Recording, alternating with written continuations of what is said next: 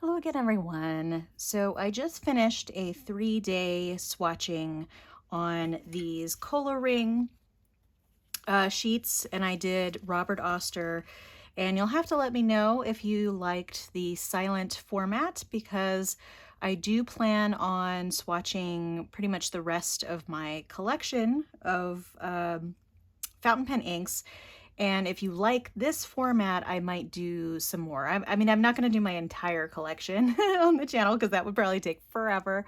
But today I wanted to go through the swatches and just show them to you a little bit closer up and talk about each one a little bit, and talk about which ones I really, really like and which ones I have some issues with. So these are all going to be, actually, I shouldn't say, well, there are a couple of issues, actually. I was going to say I have no issues with Robert Oster ink, but then I remembered that I do actually have a couple of issues. So I'll talk about those towards the end, because I actually am filming these all sequentially, and I have one sample that is still drying off here to the side.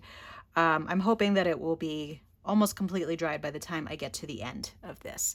So I'm going to go ahead and zoom in. I'm going to do the blues first. So I'm going to go in the order in which I recorded these. So I did blues, and then I did purple, pink, red, and then I did some of my darker colors and one color that just didn't quite fit in with blues, I suppose, or reds or purples. So here we are. So the first one is Robert Oster Lake of Fire. And I'm actually going to go through a few of these.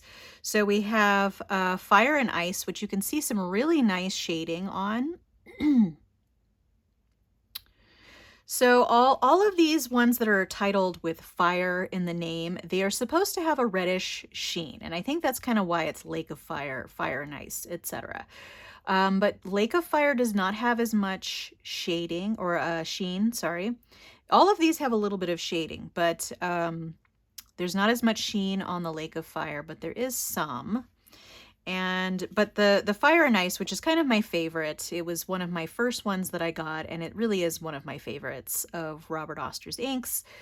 It really looks pretty much in any size nib that you put it in, and it really does show that little bit of red sheen regardless of what you're using. Although what I find interesting is it didn't really show up in the writing with the glass pen on this one. It showed up more in the sample and the little ring. And I'll also explain what I was trying to do is get the ring from the opening of the bottle for each of these, and the ones that didn't really cooperate, I kind of helped them along a little bit with a little pipette here. And I think that one of the issues with Robert Oster not showing up so much when doing the top of the bottle impressions is that they do have a unique cap here. So and it's great for when you're using your ink because you're not going to get ink all over your bottle. So there's like a second little ring inside the bottle cap, which you might be able to see there. And that actually prevents ink from going onto the rim of the cap. You know, sometimes obviously if I think the more vigorous the shaking, the more it worked, but I didn't want to vigorously shake all of these too much because then you get a lot of bubbles and it can make kind of a mess. But the caps on these actually do prevent you from doing the rings, just because they're really, really good at keeping ink off of the top of the bottle, which I don't think I ever would have really noticed unless I had done this exercise. But I really like that about these because I've never had any issues with these inks dribbling down the sides or spilling, and that must be why, because they have that little inside cap. So Fire and Ice, like Lake of Fire. Here's Carbon Fire, which I would say is another one that I like a lot. And depending on the paper you use, it will show sheen more or less. It seems like my samples on Tomoe River paper, the writing shows the sheening a little bit better. But with the samples, it seems like this paper, and I don't know what kind of paper this is that they use for the Col-o-ring. But it seems like the sheening in the swatches comes out pretty well. All right, so there's that one. This one is Great Southern Ocean, which also has some sheening. I found that when writing, it doesn't always show up, but it's really, really pretty. And then here we have Soda Pop Blue, which actually has less shading, or Sorry, I keep getting sheen and shading confused. It has less sheen than the Fire and Ice, I would say. But all of these blues are just a little bit different. I would say Fire and Ice skews a little bit greener than Soda Pop Blue. So, you know, they each have their own place. And I think they're all really pretty in their own right. So I'm going to take up these blues here. I'm not necessarily putting them in any particular order, but just picking them up. And then let's go on to the reds slash pinks slash purples. I'll show you the purples first. So here is Robert Oster Viola, which is very, very dynamic in this swatch, and it is a beautiful color, but depending on what pen you have it in, it can be really, really light. For the longest time, I had a hard time finding a good pen and nib combination for this ink, but I have finally found it.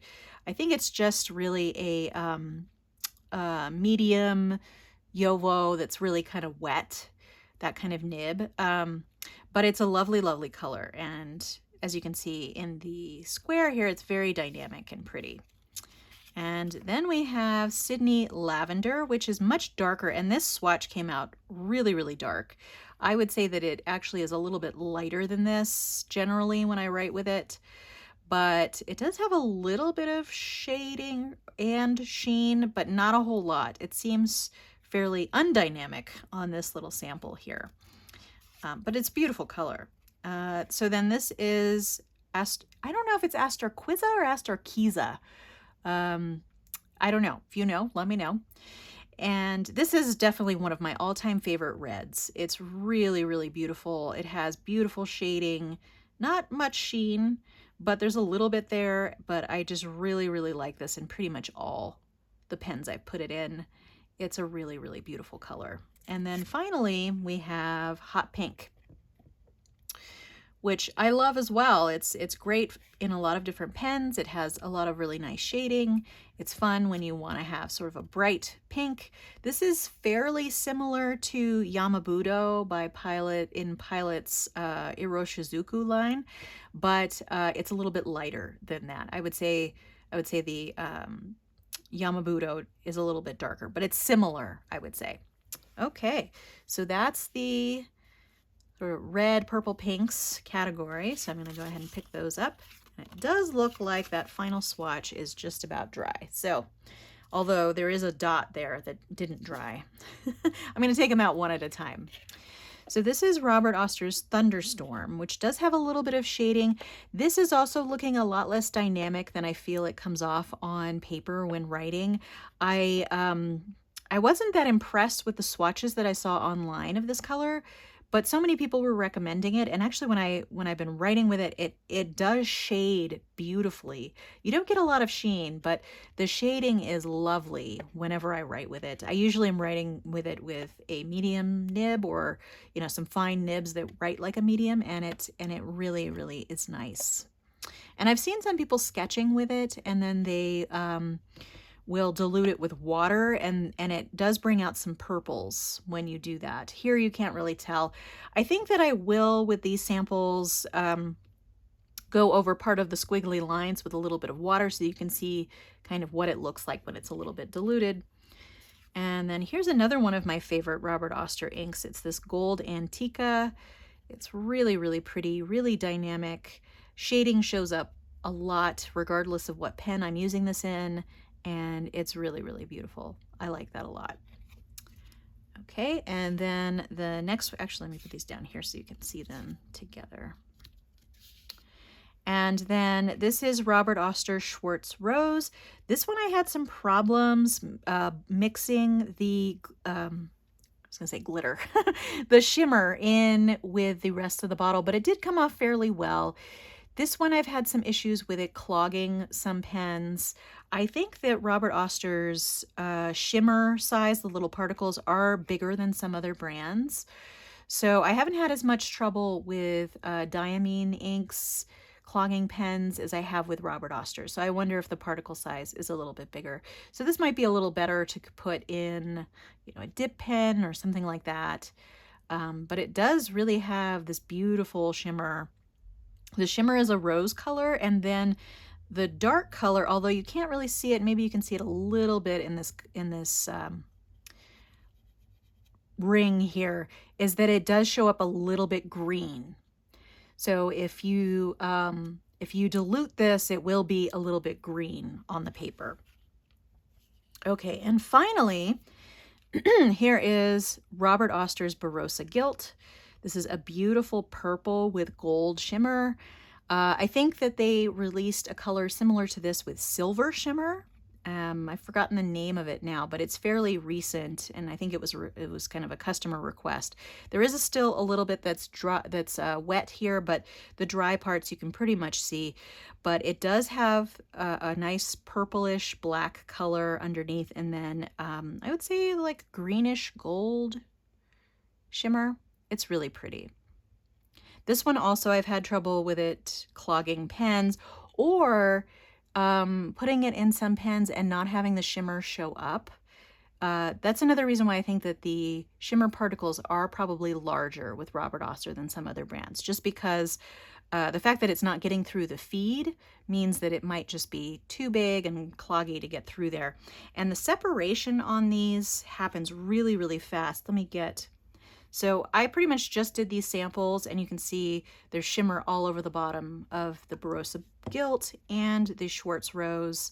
And this one had a little bit more trouble with the shimmer integrating into the bottle when I shook it. I couldn't get all of it integrated, I would say. But there we go. So that's the last 4 here. Those are all of my Robert Oster inks. Robert Oster is one of my favorite brands of inks, but I actually think I do have a larger number of bottles from some different brands, which is kind of interesting. So like I said, let me know how you liked this format. Obviously, I did something a little different this time just because, you know, I just wanted to go through them and be kind of meditative while I was filming.